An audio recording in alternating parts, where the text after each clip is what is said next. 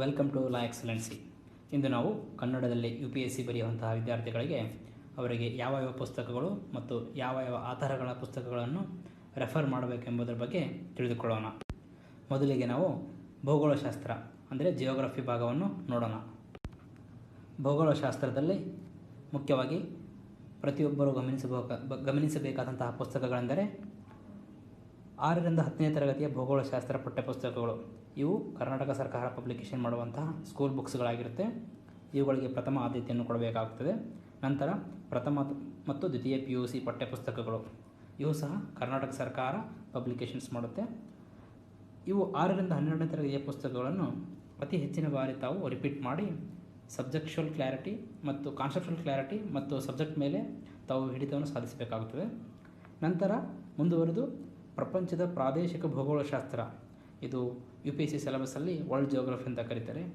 ಇದರ ಆಥರ್ ಬಂದು ಡಾಕ್ಟರ್ ರಂಗನಾಥ್. ಇದು ಕನ್ನಡದಲ್ಲಿರುವಂಥ ಪುಸ್ತಕ ಪ್ರಪಂಚದ ಪ್ರಾದೇಶಿಕ ಭೂಗೋಳಶಾಸ್ತ್ರ ಇದಾಗಿರುತ್ತೆ. ನಂತರ ಭಾರತದ ಪ್ರಾದೇಶಿಕ ಮತ್ತು ಆರ್ಥಿಕ ಭೂಗೋಳಶಾಸ್ತ್ರ, ಇದು ಸಹ ಡಾಕ್ಟರ್ ರಂಗನಾಥ್ ಅವರು ಬರೆದಿರ್ತಾರೆ. ಇದನ್ನು UPSC ಸಿಲೆಬಸ್ಸಲ್ಲಿ ಇಂಡಿಯನ್ ಜಿಯೋಗ್ರಫಿ ಅಂತ ಕರೀತಾರೆ. ಆ ಭಾಗಕ್ಕೆ ಈ ಪುಸ್ತಕ ಸಮನಾಗಿದೆ.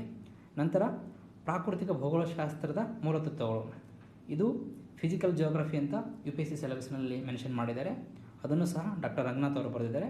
ಇದನ್ನು ಪ್ರತಿಯೊಬ್ಬರು ಓದಲೇಬೇಕಾಗಿರುವಂತಹ ಪುಸ್ತಕ. ಇವು ಭೂಗೋಳಶಾಸ್ತ್ರಕ್ಕೆ ಅತ್ಯಂತ ಪ್ರಮುಖವಾಗಿರುವಂತಹ ಕನ್ನಡದಲ್ಲಿರುವಂತಹ ಪಠ್ಯಪುಸ್ತಕಗಳಾಗಿರುತ್ತವೆ. ಮೇಲೆ ತಿಳಿಸಿರುವಂತಹ ಡಾಕ್ಟರ್ ರಂಗನಾಥ್ ಬರೆದಿರುವಂತಹ ಪುಸ್ತಕಗಳ ಮುಖಪುಟಗಳು ಈ ಕೆಳಗಿನಂತಿವೆ. ಪ್ರಾಕೃತಿಕ ಮತ್ತು ಭೂಗೋಳಶಾಸ್ತ್ರದ ಮೂಲತತ್ವಗಳು, ಈ ಪುಸ್ತಕವನ್ನು ತಾವು ರೆಫರ್ ಮಾಡಬೇಕಾಗುತ್ತೆ. ನಂತರ ಪ್ರಪಂಚದ ಪ್ರಾದೇಶಿಕ ಭೂಗೋಳಶಾಸ್ತ್ರ, ವರ್ಲ್ಡ್ ಫಿಸಿಕಲ್ ಜಿಯೋಗ್ರಫಿ ಅಂತ ಏನು ಕರೀತಾರಲ್ಲ ಅದಕ್ಕೆ ಈ ಪುಸ್ತಕ ಆಗಿರುತ್ತೆ. ನಂತರ ಇಂಡಿಯನ್ ಜಿಯೋಗ್ರಫಿಗೆ ತಾವು ಭಾರತದ ಪ್ರಾದೇಶಿಕ ಮತ್ತು ಆರ್ಥಿಕ ಭೂಗೋಳಶಾಸ್ತ್ರ, ಇವುಗಳ ಎಲ್ಲದರ ಆಧಾರ ಬಂದು ಡಾಕ್ಟರ್ ರಂಗನಾಥ್ ಆಗಿರ್ತಾರೆ. ಇದನ್ನು ತಾವು ರೆಫರ್ ಮಾಡಬೇಕಾಗುತ್ತೆ. ನಂತರ ನಾವು ಇತಿಹಾಸ ಭಾಗವನ್ನು ನೋಡೋಣ. ಇತಿಹಾಸ ಭಾಗದಲ್ಲಿ ಮುಖ್ಯವಾಗಿ ಸ್ವಾತಂತ್ರ್ಯ ಗಂಗೆಯ 1000 ತೊರೆಗಳು, ಇದನ್ನು P. ಶಂಕರ್ ನಾರಾಯಣ ರಾವ್ ಅವರು ಬರೆದಿದ್ದಾರೆ. ಇದು ಜೊತೆಗೆ ಆಧುನಿಕ ಭಾರತ ಬಿಪಿನ್ ಚಂದ್ರ ಅವರು ಇದರ ಆಥರ್ ಆಗಿರ್ತಾರೆ. ಆದರೆ ಇದನ್ನು ಕನ್ನಡಕ್ಕೆ HS ಗೋಪಾಲ್ ರಾವ್ ಅವರು ಅನುವಾದ ಮಾಡಿರ್ತಾರೆ. ಇದು ಬಿಪಿನ್ ಚಂದ್ರ ಅವರವರ ಇಂಗ್ಲೀಷ್ ಪುಸ್ತಕಕ್ಕೆ ಸಮನಾಗಿರುವಂಥ ಪುಸ್ತಕವಾಗಿದ್ದು IAS ಓದುವವರಿಗೆ ಅತ್ಯಂತ ಇಷ್ಟವಾದ ಪುಸ್ತಕ ಆಗಿದೆ. ಇದು ಕನ್ನಡಕ್ಕೆ ಅನುವಾದವಾಗಿದೆ. ಅದೇ ರೀತಿ ಸ್ವಾತಂತ್ರ್ಯ ಗಂಗೆಯ 1000 ತೊರೆಗಳು, ಈ ಪುಸ್ತಕವನ್ನು ತಾವು ಅಧ್ಯಯನ ಮಾಡಿದರೆ ಅದೇ ಎರಡು ಸಹ ಒಂದೇ ಪುಸ್ತಕಗಳಾಗಿರುತ್ತೆ. ಯಾವುದಾದ್ರೂ ಒಂದನ್ನು ತಾವು ರೆಫರ್ ಮಾಡಬಹುದು. ನಂತರ 6ರಿಂದ 12ನೇ ತರಗತಿಯ ಪಠ್ಯಪುಸ್ತಕಗಳು, ಕರ್ನಾಟಕ ಸರ್ಕಾರ ಕೊಡುವಂಥ ಸ್ಕೂಲ್ ಬುಕ್ಸ್ ಅಂತ ಏನು ನಾವು ಕರಿತೀವಲ್ಲ ಆ ಪುಸ್ತಕಗಳನ್ನು ತಾವು ತಪ್ಪದೇ ಓದಬೇಕಾಗುತ್ತದೆ. ನಂತರ ಪ್ರಾಚೀನ ಭಾರತಕ್ಕೆ ಡಾಕ್ಟರ್ ಸದಾಶಿವ ಅವರು ಬರೆದಿರುವಂತಹ ಪ್ರಾಚೀನ ಭಾರತ ಎಂಥ ಹೆಸರೇ ಇದೆ ಅದನ್ನು ಓದಬೇಕಾಗುತ್ತೆ. ನಂತರ ಇಂಡಿಯನ್ ಹಿಸ್ಟ್ರಿಗೆ ಸಮಗ್ರ ಭಾರತದ ಇತಿಹಾಸ, ಇದು ಡಾಕ್ಟರ್ ಸದಾಶಿವ ಅವರು ಬರೆದಿದ್ದಾರೆ. ಇದನ್ನು ತಾವು ಓದಬೇಕಾಗುತ್ತದೆ. ನಂತರ ವರ್ಲ್ಡ್ ಹಿಸ್ಟ್ರಿಗೆ ವಿಶ್ವ ಇತಿಹಾಸ ಎಂದು ಡಾಕ್ಟರ್ ಸದಾಶಿವರವರು ಬರೆದಿರುವಂತಹ ವಿಶ್ವ ಇತಿಹಾಸ, ಇದನ್ನು ತಾವು ಓದಬೇಕಾಗುತ್ತದೆ. ಇವುಗಳ ಜೊತೆಗೆ ಈ ವರ್ಲ್ಡ್ ಹಿಸ್ಟ್ರಿ ತುಂಬಾ ಲಾರ್ಜರ್ ಆಗಿರೋದರಿಂದ ತಾವು ಅತ್ಯಂತ ಕಡಿಮೆ ಸಮಯದಲ್ಲೇ ವರ್ಲ್ಡ್ ಹಿಸ್ಟ್ರಿ ಕವರ್ ಮಾಡಬೇಕಂತ ಬಯಸಿದರೆ ಜಾಗತಿಕ ಇತಿಹಾಸ ಪ್ರಥಮ PUC ಕರ್ನಾಟಕ ಸರ್ಕಾರ ಕೊಡುವಂಥ ಪುಸ್ತಕ, ಇದನ್ನು ತಾವು ರೆಫರ್ ಮಾಡಿದರೆ ವರ್ಲ್ಡ್ ಹಿಸ್ಟ್ರಿಯನ್ನು ಅತ್ಯಂತ ಕಡಿಮೆ ಸಮಯದಲ್ಲಿ ತಾವು ಕವರ್ ಮಾಡೋಕ್ಕೆ ಈ ಪುಸ್ತಕ ಸಹಾಯವಾಗುತ್ತದೆ. ನಂತರ ಇತಿಹಾಸಕ್ಕೆ ಸಂಬಂಧಿಸಿದಂತಹ ಪುಸ್ತಕಗಳ ಮುಖಪುಟಗಳು ಈ ಕೆಳಗಿನಂತಿವೆ. ವರ್ಲ್ಡ್ ಹಿಸ್ಟ್ರಿಗೆ ಕನ್ನಡದಲ್ಲಿರುವಂತಹ PUC ಪುಸ್ತಕ ಜಾಗತಿಕ ಇತಿಹಾಸ, ಈ ಪುಸ್ತಕ ಆಗಿರುತ್ತದೆ. ನಂತರ ಆಧುನಿಕ ಭಾರತದ ಇತಿಹಾಸ, ಇದನ್ನು ಡಾಕ್ಟರ್ HS ಗೋಪಾಲ್ ರಾವ್ ಅವರು ಕನ್ನಡಕ್ಕೆ ಅನುವಾದ ಮಾಡಿರ್ತಾರೆ. ಇದು ಬಿಪಿನ್ ಚಂದ್ರ ಅವರ ಪುಸ್ತಕದ ಇಂಗ್ಲೀಷಿಂದ ಕನ್ನಡಕ್ಕೆ ಅನುವಾದ ಆಗಿರುವಂಥ ಪುಸ್ತಕ ಆಗಿದೆ. ನಂತರ NP ಶಂಕರ್ ನಾರಾಯಣ ರಾವ್ ಅವರು ಬರೆದಿರುವಂತಹ ಸ್ವಾತಂತ್ರ್ಯ ಗಂಗೆಯ 1000 ತೊರೆಗಳು, ಇದು ಸಹ ಮಾಡರ್ನ್ ಇಂಡಿಯಾ ಭಾಗಕ್ಕೆ ಅತ್ಯಂತ ಅನುಕೂಲಕರವಾಗಿರುವಂತಹ ಪುಸ್ತಕ. ಮುಂದುವರಿದು ನಾವು ಅರ್ಥಶಾಸ್ತ್ರ ಅಂದರೆ ಎಕನಾಮಿಕ್ಸ್ ಸಿಲೆಬಸ್ಸನ್ನು ನೋಡೋಣ. ಅರ್ಥಶಾಸ್ತ್ರಕ್ಕೆ ತಾವು ಮುಖ್ಯವಾಗಿ 6ರಿಂದ 12ನೇ ತರಗತಿಯ ಪಠ್ಯಪುಸ್ತಕಗಳನ್ನು ಕಂಪಲ್ಸರಿ ಕಡ್ಡಾಯವಾಗಿ ಓದಬೇಕು. ಇವುಗಳ ಮೂಲಕ ತಾವು ಅರ್ಥಶಾಸ್ತ್ರದ ಟೆಕ್ನಿಕಲ್ ಟರ್ಮ್ಗಳನ್ನು ಅರ್ಥ ಮಾಡಿಕೊಳ್ಳಬೇಕಾಗುತ್ತೆ. ಅವುಗಳನ್ನು ಕನ್ನಡದಲ್ಲಿ ಚೆನ್ನಾಗಿ ತಿಳಿದುಕೊಳ್ಳಬೇಕಾಗುತ್ತದೆ. ನಂತರ ಮುಂದುವರೆದು ಭಾರತದ ಆರ್ಥಿಕ ವ್ಯವಸ್ಥೆ, ಇದು HRK ಎಂದೇ ಪ್ರಸಿದ್ಧಿ ಪಡೆದಿರುವಂಥ HR ಕೃಷ್ಣಮೂರ್ತಿಯವರು ಬರೆದಿರ್ತಾರೆ. ಅದಕ್ಕೂ ಭಾರತದ ಆರ್ಥಿಕ ವ್ಯವಸ್ಥೆಗೆ ಈ ಪುಸ್ತಕವನ್ನು ತಾವು ಅಧ್ಯಯನ ಮಾಡಬೇಕು. ನಂತರ ಇಂಟರ್ನ್ಯಾಷನಲ್ ಎಕನಾಮಿ ಅಂದರೆ ಅಂತಾರಾಷ್ಟ್ರೀಯ ಅರ್ಥವ್ಯವಸ್ಥೆ, ಇದನ್ನು ಸಹ HR ಕೃಷ್ಣಮೂರ್ತಿಯವರೇ ಬರೆದಿರ್ತಾರೆ. ಅದನ್ನು ತಾವು ರೆಫರ್ ಮಾಡಬೇಕಾಗುತ್ತೆ. ನಂತರ ಅರ್ಥಶಾಸ್ತ್ರಕ್ಕೆ ಇವುಗಳ ಜೊತೆಗೆ ತಾವು ದಿನನಿತ್ಯದ ದಿನಪತ್ರಿಕೆಗಳನ್ನು ಓದಿ ಪ್ರಚಲಿತ ವಿದ್ಯಮಾನಗಳನ್ನು ತಾವು ಅಪ್ಡೇಟ್ ಮಾಡ್ಕೊಳ್ಬೇಕಾಗುತ್ತೆ.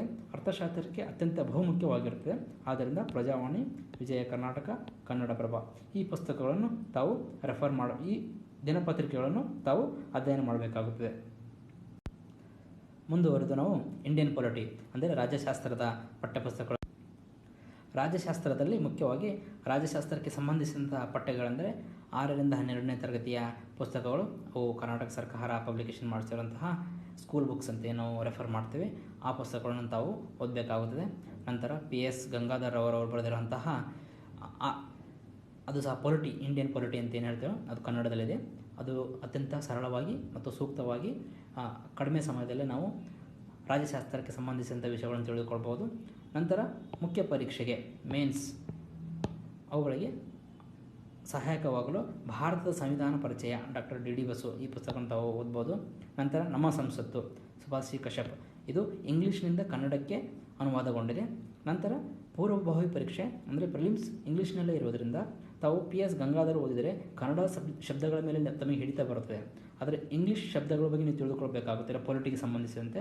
ಹಾಗಾಗಿ ಲಕ್ಷ್ಮೀಕಾಂತ್ ಪುಸ್ತಕವನ್ನು ಅದು ಇಂಗ್ಲೀಷ್ನಲ್ಲಿದೆ, ಅದನ್ನು ತಾವು ರೆಫರ್ ಮಾಡೋದರಿಂದ ಒಳ್ಳೆಯದಾಗುತ್ತದೆ. ಪೊಲಿಟಿಗೆ ಸಂಬಂಧಿಸಿದಂತಹ ಪುಸ್ತಕಗಳ ಮುಖಪುಟಗಳು ಈ ಕೆಳಗಿನಂತಿವೆ. ಭಾರತದ ಸಂವಿಧಾನ ಮತ್ತು ರಾಜಕೀಯ ಇದನ್ನು PS ಗಂಗಾಧರ್ ಬರೆದಿದ್ದಾರೆ. ನಂತರ ನಮ್ಮ ಸಂಸತ್ತು ಇದು ಇಂಗ್ಲೀಷ್ನಿಂದ ಕನ್ನಡಕ್ಕೆ ಅನುವಾದಗೊಂಡಿದೆ. RL ಅನಂತರಾಮಯ್ಯರವರು ಸುಭಾಷ್ ಕಶ್ಯಪ್ ಅವರ ಪುಸ್ತಕವನ್ನು ಅನುವಾದ ಮಾಡಿದ್ದಾರೆ. ಇದು ಸಹ ತಮ್ಮ ಮುಖ್ಯ ಪರೀಕ್ಷೆಗೆ ಸಹಾಯವಾಗುತ್ತದೆ. ನಂತರ ಡಾಕ್ಟರ್ ದುರ್ಗಾದಾಸ್ ಬಸು ಅಂದರೆ D.D. ಬಸು ಇವರು ಭಾರತದ ಸಂವಿಧಾನ ಪರಿಚಯ ಪುಸ್ತಕವನ್ನು ಕನ್ನಡದಲ್ಲೇ ಇದೆ. ಇದನ್ನು ತಾವು ಓದೋದ್ರಿಂದ ತಮ್ಮ IAS ಅಧ್ಯಯನಕ್ಕೆ ಮತ್ತು IAS ಮುಖ್ಯ ಪರೀಕ್ಷೆಗೆ ಸಹಾಯವಾಗುತ್ತದೆ. ಮುಂದುವರೆದು ಆಂತರಿಕ ಭದ್ರತೆ ಅಂದರೆ ಇಂಟರ್ನಲ್ ಸೆಕ್ಯೂರಿಟಿ, ಪರಿಸರ ಅಧ್ಯಯನ ಅಂದರೆ ಎನ್ವಿರಾನ್ಮೆಂಟ್ ಈ ಭಾಗದ ಬಗ್ಗೆ ತಿಳಿದುಕೊಳ್ಳೋಣ.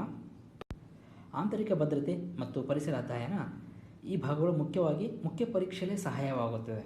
ಹಾಗಾಗಿ ಆಂತರಿಕ ಭದ್ರತೆಗೆ ಕನ್ನಡದಲ್ಲಿ ಅತ್ಯಂತ ಸೂಕ್ತ ಪುಸ್ತಕಗಳು ನಿಮಗೆ UPSC ಸಿಲೆಬಸ್ಸಿಗೆ ರಿಲೇಟೆಡ್ ಆಗಿ ಅತ್ಯಂತ ಸೂಕ್ತ ಪುಸ್ತಕಗಳು ದೊರೆಯುವುದಿಲ್ಲ. ಹಾಗಾಗಿ ತಾವು challenges to internal security of India ಇದನ್ನು ಅಶೋಕ್ ಕುಮಾರ್ IPS ಮತ್ತು ವಿಪುಲ್ ಅನೇಕಾಂತ್ ಅವರು ಬರೆದಿದ್ದಾರೆ. ಇದನ್ನು ತಾವು ಓದಿ ತಮಗೆ ತಿಳಿಯುವ ರೀತಿಯಲ್ಲಿ ಕನ್ನಡಕ್ಕೆ ಒಂದು ಚಿಕ್ಕ ನೋಟ್ಸ್ ಮಾಡಿಟ್ಟುವುದರಿಂದ ನಿಮಗೆ ಒಳ್ಳೆಯದಾಗುತ್ತದೆ. ನಂತರ ಪರಿಸರ ಅಧ್ಯಯನ ಇದು ಕನ್ನಡದಲ್ಲೇ ಇದೆ. PV ಭೈರಪ್ಪ ಇವರು IRS ಆಫೀಸರ್ ಆಗಿದ್ದಾರೆ. ಅವರು ಜೈಸ್ ಪಬ್ಲಿಕೇಷನಲ್ಲಿ ಪರಿಸರ ಅಧ್ಯಯನ ಅಂತೇಳಿ ಒಂದು ಪುಸ್ತಕವನ್ನು ರಿಲೀಸ್ ಮಾಡಿದ್ದಾರೆ. ಇದು ತಮಗೆ ಪ್ರಿಲಿಮ್ಸ್ ಮತ್ತು ಮೇನ್ಸ್ ಎರಡಕ್ಕೂ ಸಹ ಸಹಾಯವಾಗುತ್ತದೆ. ಹಾಗಾಗಿ ಈ ಪುಸ್ತಕವನ್ನು ರೆಫರ್ ಮಾಡಬಹುದು. ಮುಂದುವರೆದು GS ಪೇಪರ್ 2 ಅಲ್ಲಿ ಬರುವಂತಹ ಗವರ್ನೆನ್ಸ್ ಪಾರ್ಟ್ ಮತ್ತು ಇಂಟರ್ನ್ಯಾಷನಲ್ ರಿಲೇಷನ್ಸ್ ಅಂದರೆ ಅಂತಾರಾಷ್ಟ್ರೀಯ ಸಂಬಂಧಗಳು ಹಾಗೂ ಆಡಳಿತ ಇವುಗಳಿಗೆ ಸಂಬಂಧಿಸಿದಂತಹ ಪಠ್ಯಕ್ರಮಗಳನ್ನು ನಾವು ಗಮನಿಸೋಣ. ಆಡಳಿತ ಶಾಸ್ತ್ರ ಅಂದರೆ ಗವರ್ನೆನ್ಸ್ ಪಾರ್ಟ್ ಮತ್ತು ಇಂಟರ್ನ್ಯಾಷನಲ್ ರಿಲೇಷನ್ಸ್ ಅಂದರೆ ಅಂತಾರಾಷ್ಟ್ರೀಯ ಸಂಬಂಧಗಳು ಇವುಗಳಿಗೆ ಸಂಬಂಧಿಸಿದಂತೆ N. ಹಲಪ ಅವರು ಬರೆದಿರುವಂಥ ಭಾಗ 1 ಮತ್ತು ಭಾಗ 2 ಈ ಪುಸ್ತಕಗಳನ್ನು ತಾವು ಅಧ್ಯಯನ ಮಾಡುವುದರಿಂದ ತಮಗೆ ಈ ಸಬ್ಜೆಕ್ಟ್ ಮೇಲೆ ಅಂದರೆ ಈ GS ಪೇಪರ್ 2ಗೆ ಬೇಕಾದಂಥ ಮಾಹಿತಿ ಈ ಪುಸ್ತಕಗಳಲ್ಲಿ ದೊರೆಯುತ್ತಿದೆ. ಇವುಗಳ ಜೊತೆಗೆ ತಾವು ಸೆಕೆಂಡ್ ARC ರಿಪೋರ್ಟನ್ನು ಕಡ್ಡಾಯವಾಗಿ ಓದಿ ಅದನ್ನು ಕನ್ನಡಕ್ಕೆ ಅನುವಾದ ಮಾಡಿ ಇಟ್ಕೊಂಡ್ರೆ ತಮಗೆ ಬಹಳ ಉಪಯುಕ್ತವಾಗುತ್ತದೆ. ಅದ್ರ ಜೊತೆಗೆ GS 4 ಸಹ ಸಹಾಯವಾಗುತ್ತದೆ. ಮುಂದುವರೆದು ನಾವು ಸೋಷಾಲಜಿ ಭಾಗ ಅಂದರೆ ಸಮಾಜಶಾಸ್ತ್ರ ಇದು GS 1ನಲ್ಲಿ ಬರುವಂತಹ ಮುಖ್ಯ ಪರೀಕ್ಷೆಗೆ ಸಹಾಯಕವಾಗಿರುವಂಥ ಒಂದು ಪಠ್ಯಕ್ರಮದ ಬಗ್ಗೆ ತಿಳಿದುಕೊಳ್ಳೋಣ. GS 1ನಲ್ಲಿ ಬರುವಂತಹ ಸಮಾಜಶಾಸ್ತ್ರಕ್ಕೆ ತಾವು ಮುಖ್ಯವಾಗಿ ಭಾರತೀಯ ಸಮಾಜಶಾಸ್ತ್ರ ಮತ್ತು ಸಮಾಜಶಾಸ್ತ್ರ ಪರಿಚಯ ಇದು ಕರ್ನಾಟಕ ಸರ್ಕಾರದ ಪ್ರಥಮ PUC ಮತ್ತು ದ್ವಿತೀಯ PUC ಪುಸ್ತಕಗಳಾಗಿರುತ್ತವೆ. ಅತ್ಯಂತ ಸೂಕ್ತವಾಗಿ ಸರಳವಾಗಿವೆ. ತಮಗೆ IASಗೆ ಮುಖ್ಯ ಪರೀಕ್ಷೆ ಬೇಕಾದಂಥ ಎಲ್ಲ ಮಾಹಿತಿಗಳು ಈ ಪುಸ್ತಕಗಳಲ್ಲಿ ಇವೆ. ತಾವು ಇದನ್ನು ರೆಫರ್ ಮಾಡ್ಬೋದು, ಓದ್ಬೋದು. ಇವುಗಳ ಜೊತೆಗೆ ತಮಗೆ ಹೆಚ್ಚಿನ ಮಾಹಿತಿ ಬೇಕಾದರೆ ರೆಫರೆನ್ಸ್ ಆಗಿ CN ಶಂಕರರಾವ್ ಅವರು ಬರೆದಂತಹ ಭಾರತದ ಸಾಮಾಜಿಕ ಸಮಸ್ಯೆಗಳು ಮತ್ತು ಸಮಗ್ರ ನೋಟ ಈ ಪುಸ್ತಕವನ್ನು ತಾವು ರೆಫರ್ ಮಾಡಬಹುದು. ಮುಂದುವರೆದು ವಿಜ್ಞಾನ ಮತ್ತು ತಂತ್ರಜ್ಞಾನ ಹಾಗೂ ಪ್ರಕೃತಿ ವಿಕೋಪ ನಿರ್ವಹಣೆ ಇವುಗಳಿಗೆ ಸಂಬಂಧಿಸಿದಂತಹ ಪುಸ್ತಕಗಳ ಬಗ್ಗೆ ನಾವು ತಿಳಿದುಕೊಳ್ಳೋಣ. ವಿಜ್ಞಾನ ಮತ್ತು ತಂತ್ರಜ್ಞಾನ ಹಾಗೂ ಪ್ರಕೃತಿ ವಿಕೋಪ ನಿರ್ವಹಣೆ ಇವುಗಳಿಗೆ ಸಂಬಂಧಿಸಿದಂತೆ ನಾವು ಗಮನಿಸಬೇಕಾಗಿರುವಂತಹ ಪುಸ್ತಕಗಳೆಂದರೆ 6ರಿಂದ 10ನೇ ತರಗತಿಯ ಪಠ್ಯಪುಸ್ತಕಗಳು. ಇವು ಕರ್ನಾಟಕ ಸರ್ಕಾರ ಕೊಡುವಂಥ ಸ್ಕೂಲ್ ಬುಕ್ಸ್ ಅಂತ ಏನು ಕರಿತೀವಲ್ಲ ಆ ಪುಸ್ತಕಗಳನ್ನು ತಾವು ರೆಫರ್ ಮಾಡಬೇಕಾಗುತ್ತೆ. ನಂತರ ಲಾ ಎಕ್ಸಲೆನ್ಸಿ ಮಾಸಪತ್ರಿಕೆ ಇದು ಕನ್ನಡದಲ್ಲೇ ಬರೋದರಿಂದ ತಮಗೆ ಕನ್ನಡದಲ್ಲಿ ಉಪಯುಕ್ತವಾದಂತಹ ಪದಗಳು ಸಹ ದೊರೆಯುತ್ತವೆ. ನಂತರ ಯೋಜನಾ ಕನ್ನಡದಲ್ಲಿ ಬರುತ್ತದೆ, ಅದು ಸಹ ನೀವು ಓದುವುದರಿಂದ ವಿಜ್ಞಾನ ಮತ್ತು ತಂತ್ರಜ್ಞಾನ ಹಾಗೂ ಪ್ರಕೃತಿ ವಿಕೋಪ ನಿರ್ವಹಣೆ ಇವುಗಳಿಗೆ ಸಂಬಂಧಿಸಿದಂತಹ ಮಾಹಿತಿಗಳು ನಿಮಗೆ ದೊರೆಯುತ್ತದೆ. ಈ ಭಾಗ ಮುಖ್ಯವಾಗಿ ಮುಖ್ಯ ಪರೀಕ್ಷೆ GS3ಯಲ್ಲಿ ಜೊತೆಗೆ ಪ್ರಿಲಿಮ್ಸ್ ಅಂದರೆ ಪೂರ್ವಭಾವಿ ಪರೀಕ್ಷೆ ಎರಡಕ್ಕೂ ಸಹ ಸಹಕಾರಿಯಾಗುತ್ತದೆ. ನಂತರ ನಾವು ಮುಂದುವರೆದು ನೈತಿಕತೆ, ಸಮಗ್ರತೆ, ಅಭಿಕ್ಷಮತೆ ಅಂದರೆ GS paper 4 ethics, integrity, aptitude ಅಂತ ಕರೀತೇವಲ್ಲ, ಆ ಭಾಗದ ಬಗ್ಗೆ ನಾವು ತಿಳಿದುಕೊಳ್ಳೋಣ. ಎಥಿಕ್ಸ್, ಇಂಟೆಗ್ರಿಟಿ, ಆಪ್ಟಿಟ್ಯೂಡ್ ಅಂದರೆ ನೈತಿಕತೆ, ಸಮಗ್ರತೆ, ಅಭಿಕ್ಷಮತೆ. ಈ ಭಾಗಕ್ಕೆ ನಾವು ಕನ್ನಡದಲ್ಲಿ ಪರಶುರಾಮ್ ಕಟ್ಟಿಮನಿಯವರು ಬರೆದಿರುವಂತಹ ನೈತಿಕತೆ, ಸಮಗ್ರತೆ, ಅಭಿಕ್ಷಮತೆ ಎನ್ನುವ ಒಂದು ಪುಸ್ತಕವನ್ನು ನಾವು ಓದಬಹುದು. ಇವುಗಳ ಜೊತೆಗೆ ಇದು ಮುಖ್ಯವಾಗಿ ಸ್ಪರ್ಧಾ ಚೈತ್ರ ಇವರ ಪಬ್ಲಿಕೇಶನ್ ಪುಸ್ತಕ ಆಗಿರುತ್ತೆ. ಅತ್ಯಂತ ಸರಳವಾಗಿದೆ ಮತ್ತು ಕನ್ನಡದಲ್ಲಿ ನೈತಿಕತೆ, ಸಮಗ್ರತೆ, ಅಭಿಕ್ಷಮತೆ ಇವುಗಳಿಗೆ ಸಂಬಂಧಿಸಿದಂಥ ಪದಗಳು ನಿಮಗೆ ತುಂಬ ದೊರೆಯುತ್ತವೆ. ಹಾಗೆ ಅವುಗಳ ಜೊತೆಗೆ ಕೇಸ್ ಸ್ಟಡೀಸ್ ಅಂತ ಏನು ಕರೀತಾರಲ್ಲ, ಅದು ಸಹ ಈ ಪುಸ್ತಕಗಳಲ್ಲಿ ತುಂಬ ಚೆನ್ನಾಗಿ ಕೊಟ್ಟಿದ್ದಾರೆ, ವಿವರಣೆ ನೀಡಿದ್ದಾರೆ. ಹಾಗಾಗಿ ಈ ಪುಸ್ತಕವನ್ನು ರೆಫರ್ ಮಾಡೋದ್ರಿಂದ ತಮಗೆ ಉಪಯುಕ್ತವಾಗುತ್ತದೆ. ಮುಂದುವರಿದು ನಾವು ಪ್ರಚಲಿತ ವಿದ್ಯಮಾನಗಳು, ಕರೆಂಟ್ ಅಫೇರ್ಸ್ ಇವುಗಳ ಬಗ್ಗೆ ತಿಳಿದುಕೊಳ್ಳೋಣ. ಮುಂದುವರಿದು ಪ್ರಚಲಿತ ವಿದ್ಯಮಾನಗಳ ಕುರಿತು ಯಾವ ಪುಸ್ತಕಗಳನ್ನು, ದಿನಪತ್ರಿಕೆಗಳನ್ನು ನಾವು ಓದಬೇಕು ಎನ್ನುವುದನ್ನು ನೋಡೋಣ. ದಿನಪತ್ರಿಕೆಗಳೆಂದರೆ ವಿಜಯ ಕರ್ನಾಟಕ, ಪ್ರಜಾವಾಣಿ, ಕನ್ನಡಪ್ರಭ ಇವುಗಳಿಗೆ ತಾವು ಆದ್ಯತೆಯನ್ನು ನೀಡಬೇಕಾಗುತ್ತದೆ. ಇವರು ರಾಷ್ಟ್ರೀಯ, ಅಂತಾರಾಷ್ಟ್ರೀಯ ವಿಷಯಗಳ ಬಗ್ಗೆ ಸಮಗ್ರ ಮಾಹಿತಿಯನ್ನು ನೀಡುತ್ತಾರೆ. ಜೊತೆಗೆ ಕನ್ನಡದಲ್ಲಿ ಬರುವಂಥ ಯೋಜನೆ ತುಂಬ ಉಪಯುಕ್ತವಾಗಿದೆ. ಲಾ ಎಕ್ಸಲೆನ್ಸ್ ಇವರು ಬಿಡುಗಡೆ ಮಾಡುವಂತಹ ಮಾಸಪತ್ರಿಕೆ ಇದು ಕನ್ನಡದಲ್ಲಿ ಇರುತ್ತದೆ. ಸೊ ನಿಮಗೆ ಅತ್ಯಂತ ಸಹಕಾರಿಯಾಗುತ್ತದೆ.